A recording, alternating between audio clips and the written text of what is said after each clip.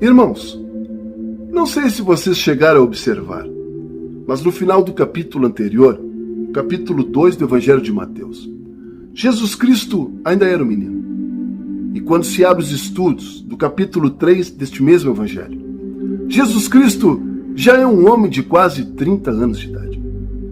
Jesus Cristo certamente cresceu em um bom ambiente familiar até a chegada da sua idade adulta. Mas o que aconteceu neste interregno de quase 30 anos, entre o nascimento de Jesus e o início do seu ministério? A Bíblia Sagrada pouco nos informa, irmãos. É claro que existem muitos outros estudos que tratam a respeito do que teria acontecido nesta época de Jesus. Porém, vamos nos ater ao conteúdo bíblico, que está espelhado pelo nosso cânone junto à nossa Bíblia Sagrada. O capítulo 3 do Evangelho de Mateus inicia nos contando de que João Batista, estando no deserto da Judéia, pregava a todos dizendo: arrependam-se dos vossos pecados, pois o reino dos céus está próximo. A Bíblia Sagrada também nos conta de que o profeta Isaías, lá quando do seu tempo, no Antigo Testamento, também escreveu a respeito de João Batista nos seguintes termos: alguém está gritando no deserto, prepare o caminho para o Senhor e abram estradas retas para ele. O versículo 4 deste mesmo capítulo nos conta de que João Batista usava uma roupa feita de pelos de camelo. Ele também usava um cinto de couro e, estranhamente, a Bíblia também nos relata de que ele comia gafanhotos e mel do mato. Muitos moradores de Jerusalém, da região da Judéia e de todos os lugares em volta do Rio Jordão, tinham por hábito ir ao encontro de João Batista, não apenas para ouvi-lo, mas também para serem batizados. Eles confessavam seus pecados a João Batista e João os batizava no Rio Jordão.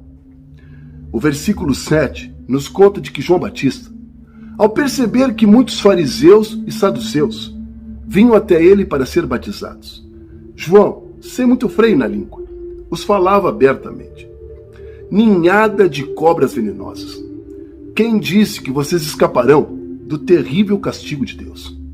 Façam coisas que demonstram verdadeiramente que vocês se arrependeram dos seus maus caminhos. E deixe de dizer uns aos outros: Abraão é nosso antepassado. Pois eu afirmo a vocês que até destas pedras Deus pode fazer descendentes de Abraão. O machado já está pronto para cortar as árvores pela raiz. E toda árvore que não dá frutas boas será cortada e jogada no fogo. Eu os batizo com água, para mostrar que vocês se arrependeram dos seus pecados. Mas aquele que virá depois de mim os batizará com o Espírito Santo e fogo.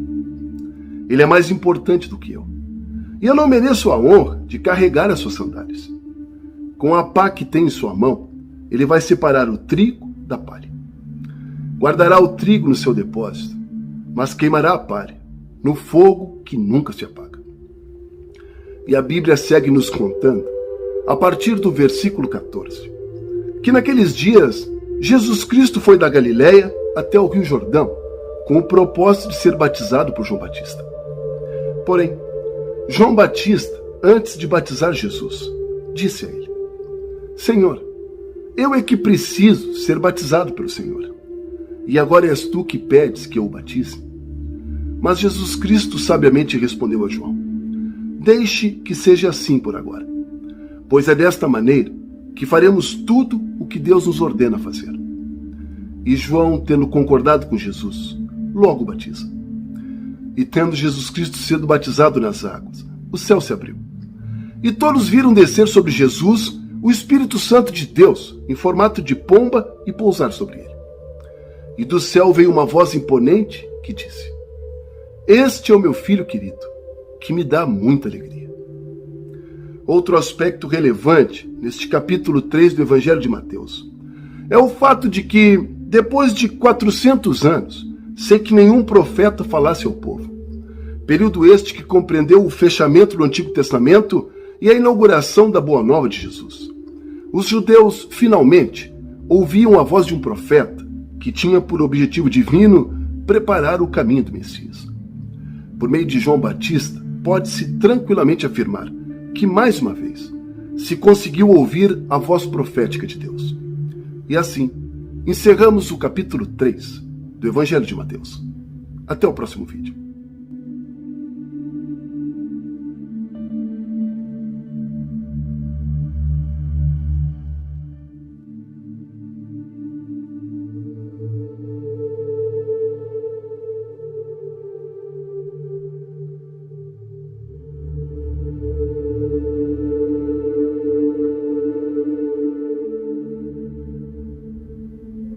Irmãos, e tendo Jesus sido batizado?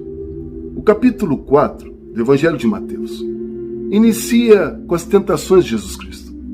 Aqui, irmãos, importante saber o significado da palavra tentação.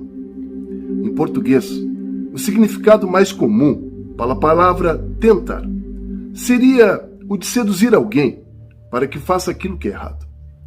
Seria buscar persuadi-lo a fazer o mal, ou seja, arrastá-lo para as trevas e a decadência do pecado.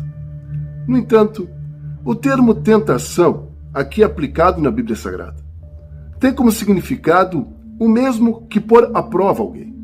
Ou seja, teria o significado de teste, aprovação ou não a uma determinada situação.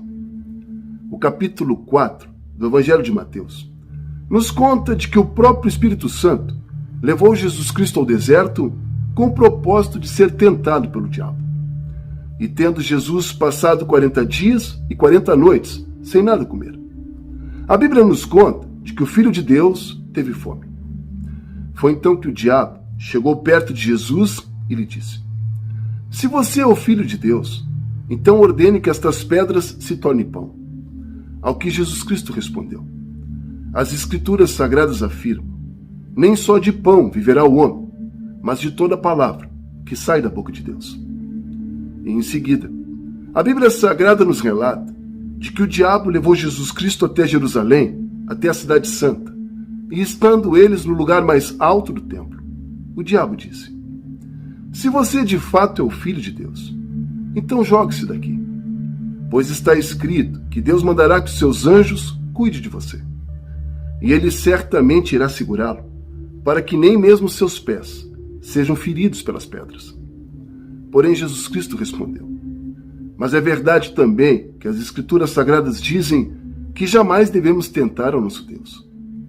E o versículo 8 do capítulo 4 segue nos contando de que, tendo o diabo levado Jesus Cristo para um monte muito alto, mostrou a ele todos os reinos do mundo e lhe disse: eu te darei tudo isto, se você, ajoelhado, me adorar. Ao que Jesus Cristo respondeu: saia daqui, Satanás, vá embora, pois as Escrituras Sagradas afirmam: ao Senhor teu Deus adorarás, e somente a ele prestará culto. E a Bíblia Sagrada nos conta de que, tendo Jesus sido aprovado, o diabo se retira da presença dele, e então chegam os anjos com o propósito de cuidar do Messias.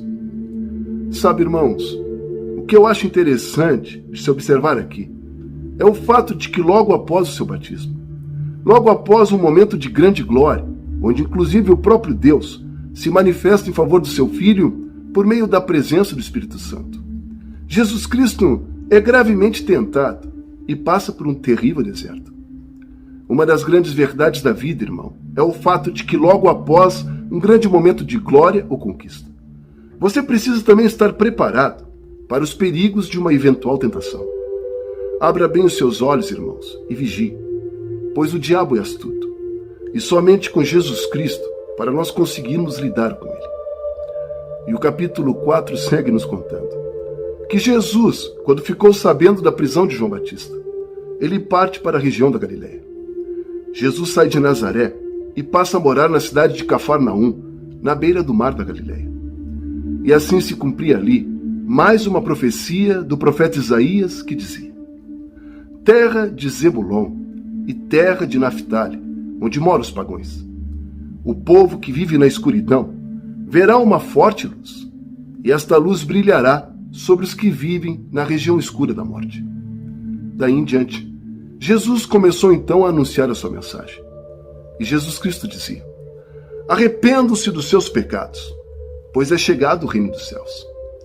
E estando Jesus andando pela beira do mar da Galileia, ele avista dois irmãos que estavam pescando à beira do lago. Estes pescadores eram Simão, também chamado de Pedro, e André. E a Bíblia Sagrada nos conta de que estes irmãos estavam pescando com redes. Foi então que Jesus Cristo chegou diante deles e lhes disse: venham comigo, e eu vos farei pescadores de homens. E a Bíblia nos conta de que eles imediatamente largaram tudo o que estavam fazendo e partiram com Jesus. E estando Jesus Cristo pelo caminho, ele avista outros 2 irmãos, Tiago e João, ambos filhos de Zebedeu. E eles estavam no barco junto com o pai, consertando suas redes. Foi então que Jesus Cristo chamou os 2 e no mesmo instante eles deixaram o pai e o barco e partiram com Jesus. E a Bíblia nos conta, no finalzinho do capítulo 4, que Jesus Cristo passou a andar por toda a Galileia, ensinando nas sinagogas, anunciando a boa notícia do reino de Deus, curando os enfermos, enfim. E as notícias a respeito de Jesus se espalhavam por toda a região da Síria. E onde o povo estava, ali também estava Jesus Cristo. E todas as pessoas que sofriam de doenças ou qualquer tipo de males, epiléticos, paralíticos, pessoas endemoniadas, Jesus Cristo fazia questão de curar a todas.